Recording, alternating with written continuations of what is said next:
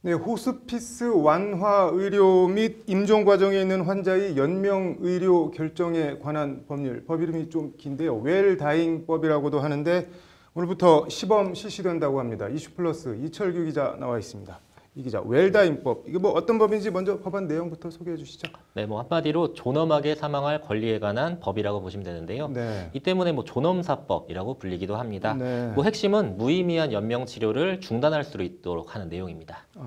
무의미한 연명 치료라고 했는데 무의미한을 누가 어떻게 결정한다는 건가요? 네, 일단 법률 용어에서는 말기 환자로 규정하고 있는데요. 네. 기본적으로 치유나 호전의 가능성이 없는 말기 암 환자나 에이즈 말기 환자, 네. 그리고 만성 간경화 등 연명 치료를 중단하면 수개월 내 사망에 네. 이를 것이 확실한 그런 질환을 앓고 있는 환자가 법 적용 대상입니다. 네. 이런 경우에는 환자 본인의 의사나 환자가 의사 표현이 없는 경우는 가족 2인의 이상의 동의, 그리고 담당 의사나 해당 전문가 의사의 최소 2명의 의사가 호전이나 치유의 가능성이 없다 이렇게 판정하면 네. 무의미한 연명 치료를 중단할 수 있도록 하고 있습니다. 네.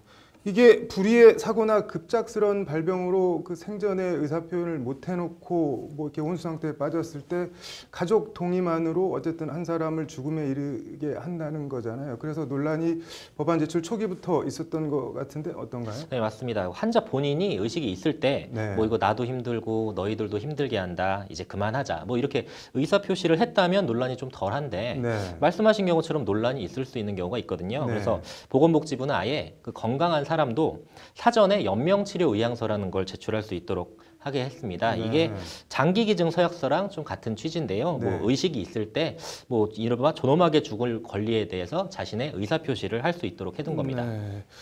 연명 치료를 그만둔다고 해서 당장 사망에 이르는 것도 아니고 어쨌든 또 몇 개월간은 심한 고통에 빠져 있어야 되는데 그 과정을 앞당길 수도 있는 건가요? 어떤 의료적 조치로? 그렇죠. 안락사는 크게 두 가지로 나뉩니다. 네. 약물 등을 투여해서 사람을 죽음에 이르게 하는 적극적 안락사가 있고요. 네. 치료를 중단해서 그 죽음에 이르게 하는 소극적 안락사 이 두 가지가 있는데요. 네. 우리나라는 앞서 말씀드린 약물 등을 투여해서 사람을 그 죽음에 이르게 하는 적극적 안락사는 법으로 허용하는 게 아니고요. 네. 오늘부터 시범 실시되는 법안은 그 소극적 안락사에만 해당합니다. 네. 그럼 오늘부터 가족들이 동의하면은 당장 연명 치료를 중단할 수 있는 건가요? 네, 오늘부터 시행되는 건 시범 사업의 하나이기 때문에요. 네. 환자 본인이 의사를 밝힌 경우에만 해당하고요. 네. 그리고 가족들이 전원 합의로 연명 치료를 중단하는 건 내년 6월 법이 시행될 때부터 가능합니다. 네. 다른 나라들은 어떤가요?